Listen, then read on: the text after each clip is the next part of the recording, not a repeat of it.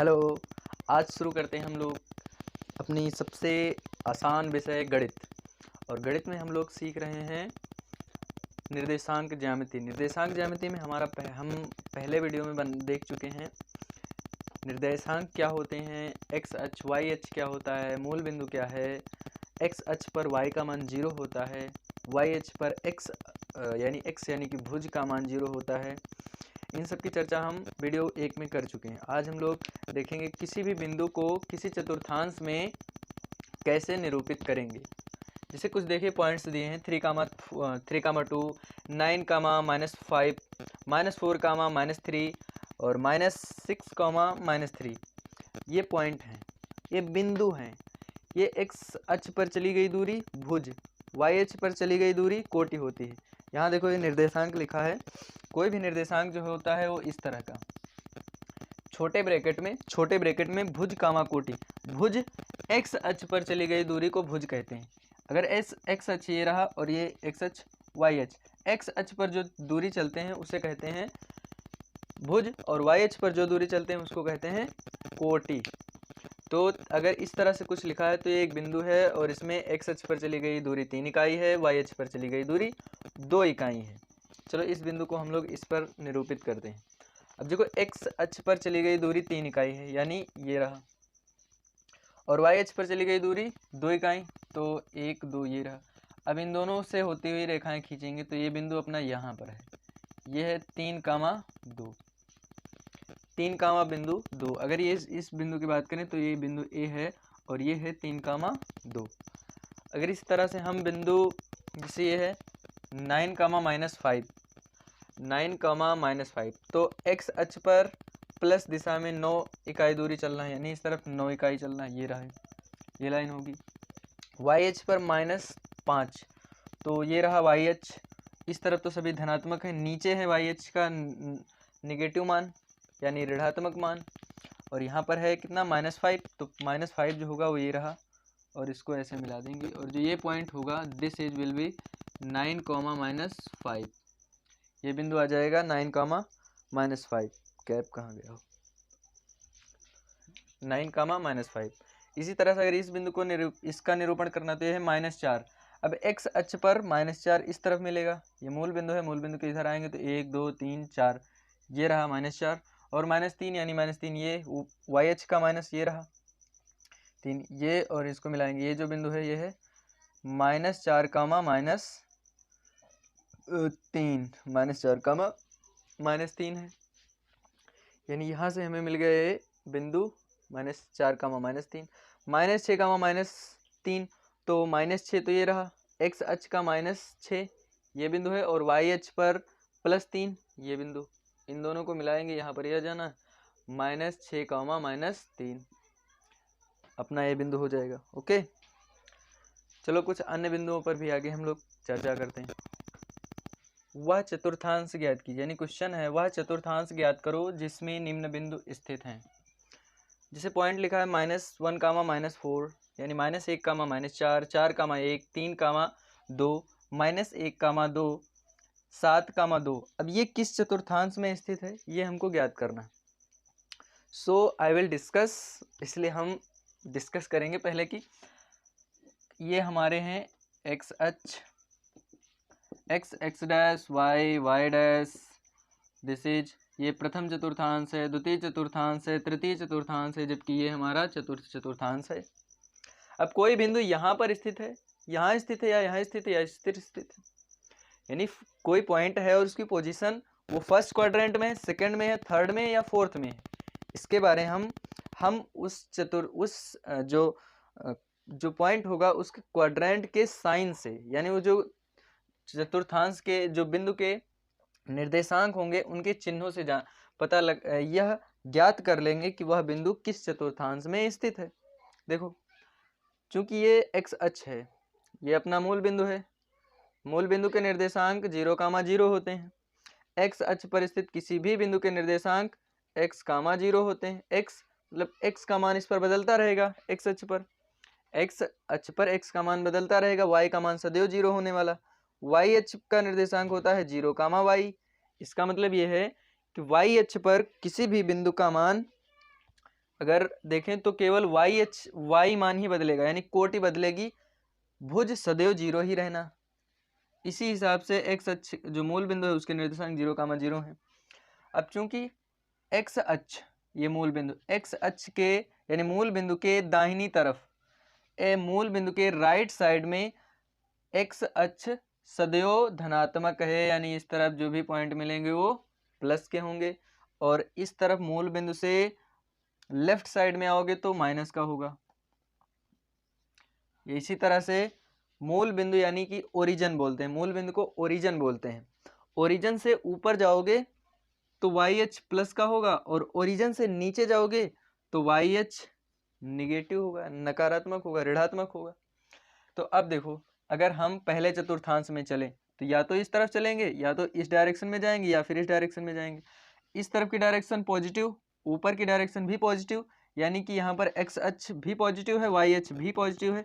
अतः इसमें जो भी निर्देशांक होंगे उनके एक्स अक्ष और वाई अक्ष यानी भुज और कोटि दोनों ही धनात्मक होंगे।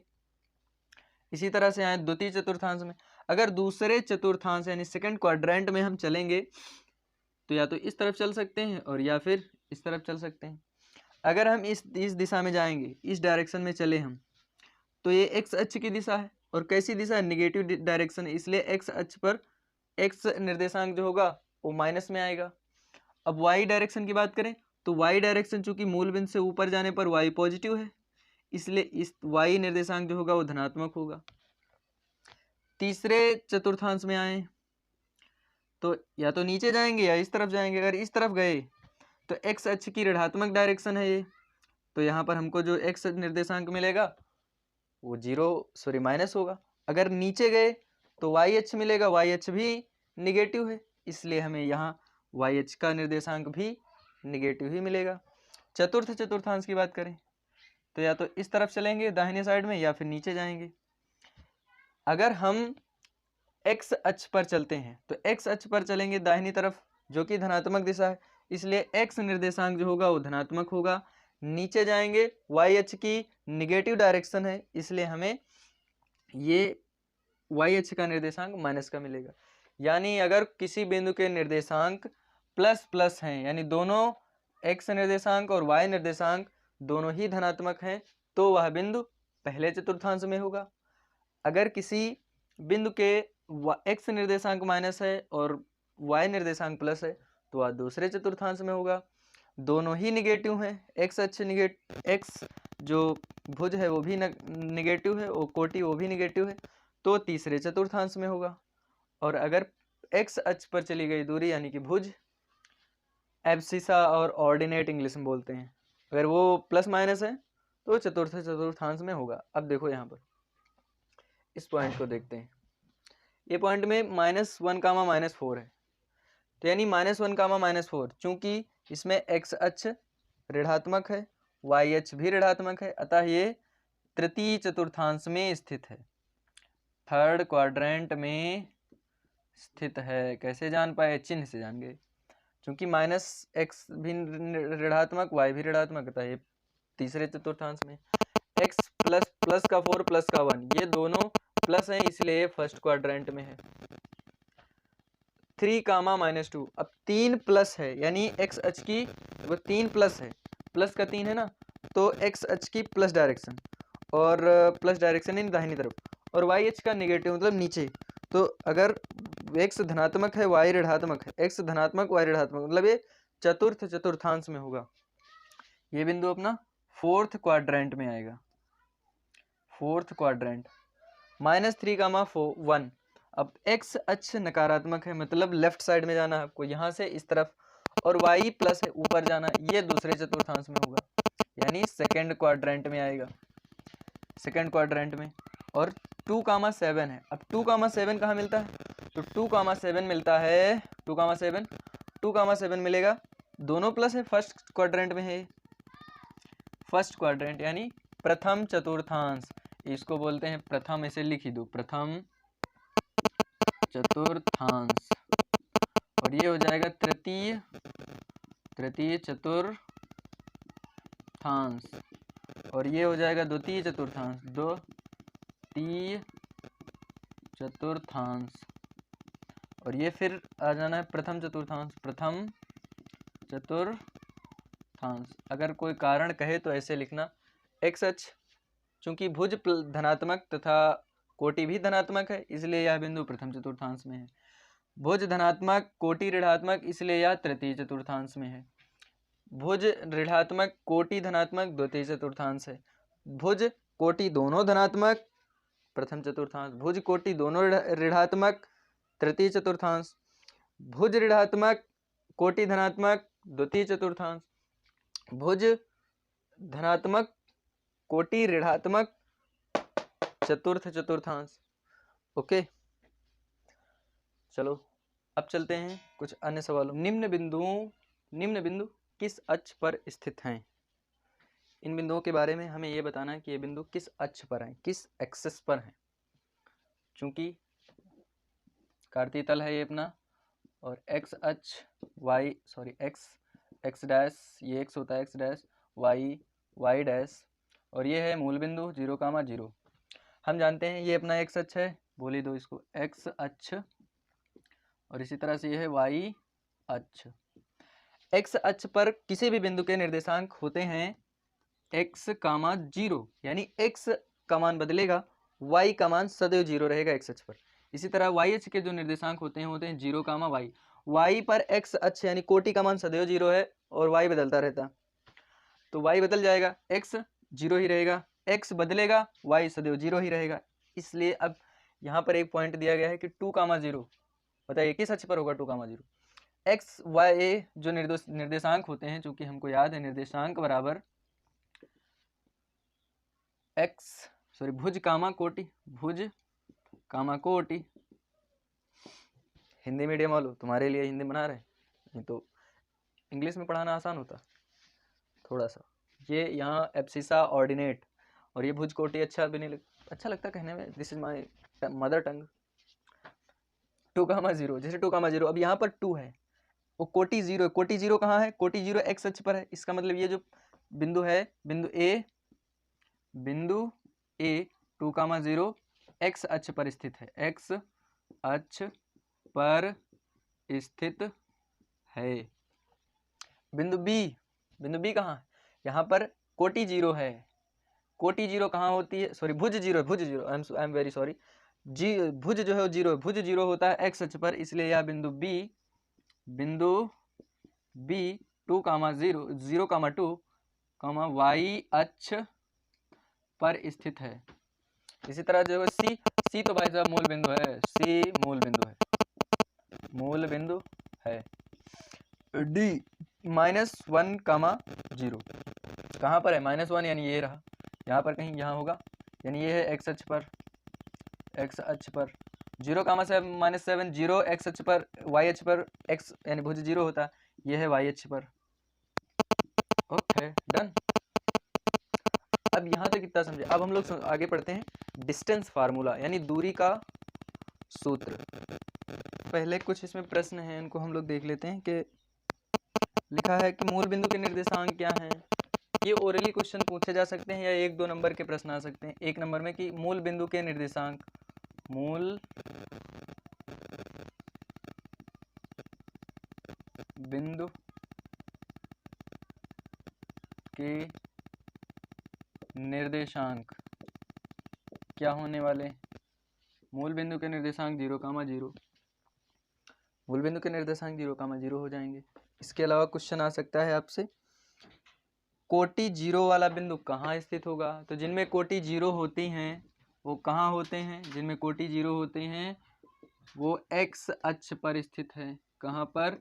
एक्स अक्ष पर स्थित होगा, यानी यहाँ एक्स अक्ष सही है। प्रश्न पूछ सकता है ऐसे बिंदु कहाँ होंगे जिनके लिए भुज सदैव 0 है? तो भुज सदैव 0 वाई अक्ष पर होता है, इसलिए वो बिंदु वाई अक्ष पर स्थित होंगे, वाई अक्ष पर स्थित होंगे। और क्वेश्चन आ सकते हैं कि अटेंडम आपसे कोई भी क्वेश्चन पूछ सकता है, जैसे बताइए -6, -3 कहाँ स्थित है? अब दोनों निर्देशांक ऋणात्मक है, इसलिए माइनस यहाँ स्थित होगा। तृतीय चतुर्थांश का ये बिंदु है, थर्ड क्वाड्रेंट का, तृतीय चतुर्थांश का। तो इस तरह से हम लोग ये प्रश्न कर ही लेंगे। अब आ जाए डिस्टेंस फार्मूला। दो बिंदु ए x1 कामा y1 x2 y2 के बीच की दूरी d हो तो ए बी बराबर d बराबर under root x2 minus x1 का whole square plus y2 minus y1 का होल स्क्वायर। अगर ये डी ना हो तब भी यार ए बी कोई बिंदु यहाँ पर है ए, इसके निर्देशांक हैं x1 कॉमा y1 और यहाँ कोई बिंदु है बी और इसके निर्देशांक हैं x2 कामा y2। ये कोई पॉइंट है, अपना कार्तीय तल बना लीजिए, ये रहा कार्तीय तल। अब इनके बीच की डायरेक्शन ये ज्ञात करनी, ये सॉरी डायरेक्शन नहीं ज्ञात करनी, ये डिस्टेंस ज्ञात करनी, ये डी है, ये ज्ञात करनी। कैसे ज्ञात करेंगे? तो इसके लिए सूत्र लगाना है x2 यानी b का निर्देशांक x वाला भुज, b का भुज माइनस a का भुज, पॉइंट a है ना ये, b का भुज माइनस a का भुज का होल स्क्वायर प्लस y की कोटि सॉरी b की कोटि माइनस a की कोटि का होल स्क्वायर और इन दोनों के स्क्वायर को जोड़कर अंडर रूट निकाल लेंगे तो बिंदु a तथा बीच के b के बीच की डिस्टेंस ज्ञात हो जाएगी। इसके देख लेते हैं कि ये सूत्र आया कैसे। सबसे पहले यहाँ से परपेंडिकुलर गिराएंगे और ये यहाँ से परपेंडिकुलर गिराएंगे। चूंकि ये है x1, ये क्या है? ये x1 है। x1 क्या होती है? x अक्ष पर चली गई दूरी को कहते हैं भुज, भुज है x1 यानी ये डिस्टेंस x1 होगी। इसी तरह से ये x2 है, मतलब जो ये डिस्टेंस है नहीं यहाँ से लेकर यहाँ तक की मूल बिंदु से जो दूरी है, ये मूल बिंदु है ना, तो यहाँ से की डिस्टेंस x2 होनी। तो ये डिस्टेंस भाई साहब कितनी हो जाएगी? ये पूरी है x2 और ये इतनी है x1 यानी ये जो डिस्टेंस बची ये x2 माइनस x1 हो जाएगी। हाँ कि ना? जी हाँ। अच्छा, इसको यहाँ से मिला दें तो जितनी ये होनी उतनी ये होनी यानी ये भी x2 माइनस x1 हो जाएगी। 100% यस सर। अच्छा, अगर ये x1 है तो ये कितनी होनी है? ये y1 होनी है। ये कितनी होनी है? y1, यहाँ से यहाँ तक की y1 होनी है। ये y1 होनी है तो फिर ये कितनी होनी? तो यहाँ पर जब ये y डिस्टेंस है ना तो ये y1 है और ये यहाँ से यहाँ तक की कितनी हो जानी? y2। कितनी? y2 यहाँ से लेकर एकदम ऊपर तक यहाँ तक y2 हो जानी। अच्छा, ये y2 हो जानी है, ये डिस्टेंस पूरी y2 हो जाएगी। ये इतनी यहाँ से ये वाली y1 है तो इसके समांतर ये देखिए, आई एम वेरी सॉरी, ये रहा ये y1 तो ये भी y1 यहाँ से यहाँ तक की हो जानी। ये कितनी बची? पूरी y2 है। ये यहाँ से यहाँ तक की y1 है तो ये कितनी बची? ये बची y2 माइनस y1। ये x2 माइनस x1 और वो है y2 माइनस y1। तो देखिए ये कोण होगा 90 अंश तो इन दोनों के बीच लग जाएगी पाइथागोरस। ये है d, तो d का स्क्वायर इज इक्वल टू ये इसका स्क्वायर, ये है x2 माइनस x1 का whole square, x2 minus x1 का होल स्क्वायर प्लस इसकी लंबाई ये है y2 माइनस y1 का whole square, y2 minus y1 का होल स्क्वायर यानी यहाँ से d बराबर आ जाएगी डिस्टेंस अंडर रूट, ये यहाँ वर्ग है और दूसरी तरफ जाएगी तो वर्गमूल बन जाना, यानी d बराबर x2 माइनस x1 का whole square plus y2 minus y1 का होल स्क्वायर। और ये अपना आ गया दूरी का सूत्र। कॉपी कर लीजिए इसको, दूरी का सूत्र। आगे चलते हैं, दो बिंदु कोई लेते हैं, उनके बीच की डिस्टेंस निकालते हैं। ठीक है, दो बिंदुओं के बीच की दूरी यानी अब की बार लेते हैं कोई दो बिंदु ले लें। जैसे कोई एक बिंदु ए है 5,3 और बिंदु बी है 5,6। ये कोई पॉइंट है, इनके बीच की दूरी निकालना है। तो दूरी क्या होती है? d बराबर दो बिंदुओं के बीच की दूरी d बराबर under root x2 minus x1 का whole square plus y2 minus y1 का होल स्क्वायर। अच्छा भाई, इतना तो क्लियर हुआ। अच्छा, यहाँ पर समस्या क्या होती है? अब इसमें हम किसको x1 किसको x2 लें? तो मैं ये बोलता हूँ तो इसमें यह है कि आप किसी को भी, तो मैं बोलूँगा कि आप किसी को भी, किसी बिंदु को भी x1 या y1 ले सकते हैं। This is not determined anything,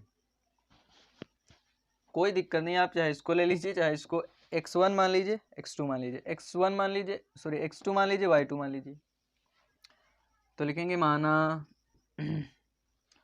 x1 y1, x2 y2, x1 बराबर 5, y2 बराबर 3, x1 बराबर 5, y1 बराबर 3, x2 बराबर 5, y2 बराबर 6।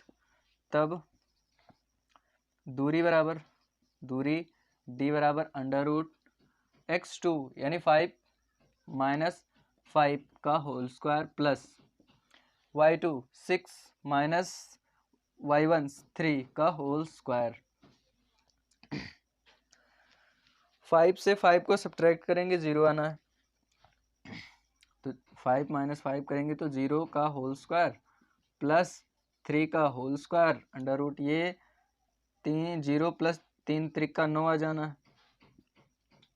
यार स्क्वायर का मतलब क्या होता है? स्क्वायर का मतलब ही होता है 3 गुणे 3 और ये हो गया 9, यहाँ भर दिए हम, 9 0 9 ही होगा।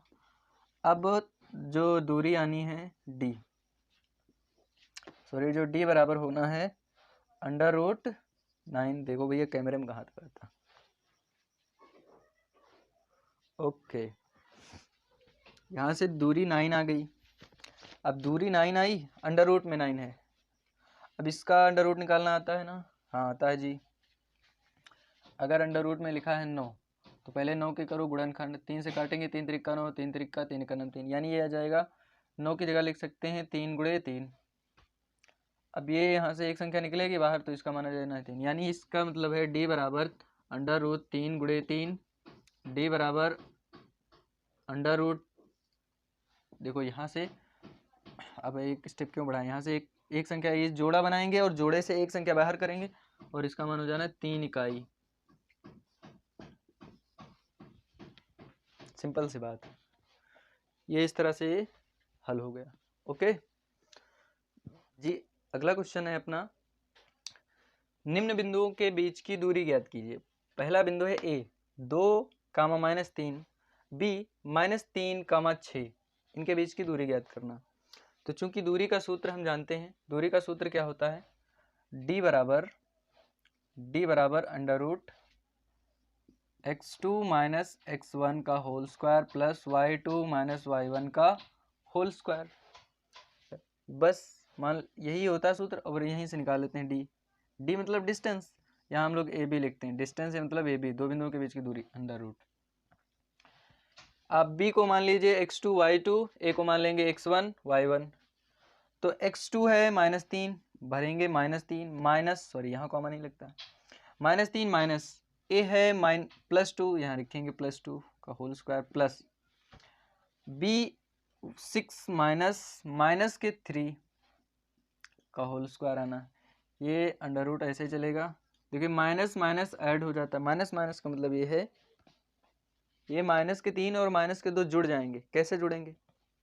इसका नियम यह होता है कि माइनस का मतलब होता है कर्जा, और आपने कर्जा लिया, पहले आपने 3 रुपया कर्जा लिया, फिर आपने फिर से 2 रुपये कर्जा ले लिया, तो कुल मिलाकर आपके पास माइनस के 5 रुपये का कर्जा हो जाना। देखिए जिसको आता है वो स्पीड बढ़ा सकते हैं, जिनको नहीं आता प्लीज सीख ही लें अच्छे से। प्लस ये हो जाना है 6, अब इस माइनस का गुणा इस माइनस से होगा तो ये प्लस के 3 हो जाएगा। अब देखो अंडर रूट, ये यहाँ माइनस के 25, देखो -5 का स्क्वायर करोगे तब भी प्लस ही आना, क्यों? -5 का स्क्वायर का मतलब हुआ -5 मल्टीप्लाई -5, माइनस माइनस का गुणा प्लस हो जाना, और 5 का गुणा 5 से करेंगे तो 25 आ जाएगा, यानी यहाँ 25 प्लस 6 3 9, 9 का होल स्क्वायर, तो ये आगे आना है इसका मान 25 प्लस 9 9 81, जोड़ देंगे 5 और 1 6 और 8 2 10, यानी 106, इसका मान 106 आ जाना। बिंदु ए बी के बीच की दूरी 106 इकाई हो जानी। ओके चलो इसी तरह से ये वाला देखते हैं, इनके बीच की दूरी।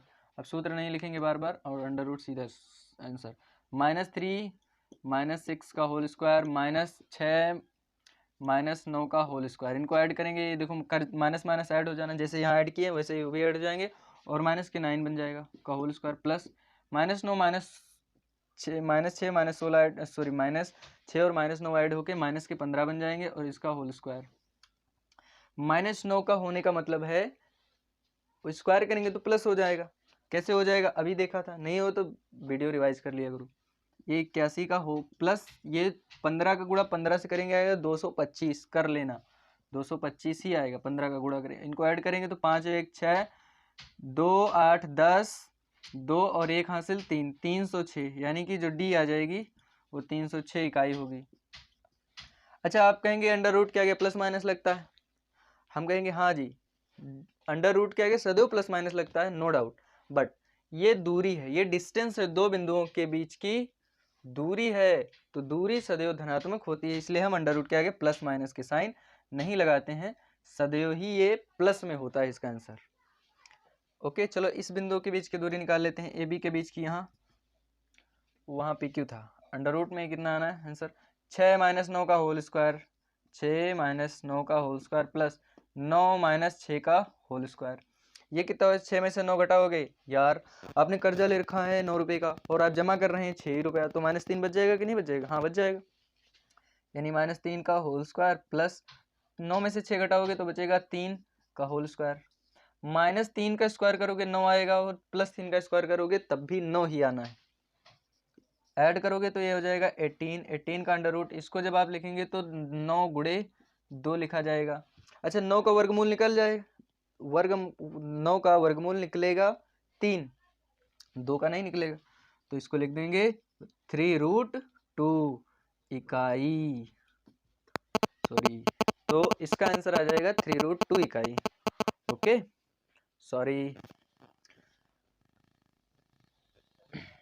तो कैमरे में नहीं आ रहा था, यहाँ देखो इसके आगे ये आ जाना है ऐसे, 9 9 सॉरी 3 3 9 + 9 -3 का वर्ग 9 + 3 का वर्ग 9, 9 9 जोड़ेंगे तो आएगा 18 और ये हो जाना है 9 गुणे 2, 9 का वर्गमूल 3 और 2 का नहीं निकलेगा, बस इतना ही, यानी 3√2 इकाई आएगा आंसर, 3√2 इकाई। इसी तरह से ये सवाल इसमें ए बी बराबर निकाल लेते हैं।